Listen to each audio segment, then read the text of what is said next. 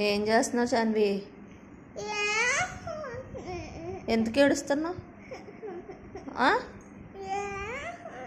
ఏమున్నాయా? ఏం కావాలి? ఏం తినాలి ఇప్పుడు నువ్వు చెప్పు. స్వీట్స్ కావాలా? లడ్డు కావాలా? వెళ్ళి తెచ్చుకోపు. నీకు జ్వరం సరిపోలేదా? ఇంజక్షన్ చెప్పిన అయితే మరి స్వీట్స్ తింటే జలుబు జ్వరం రాకేమొస్తుంది? ఇటు చూడు మళ్ళీ మరి ఏం చేస్తున్నావు?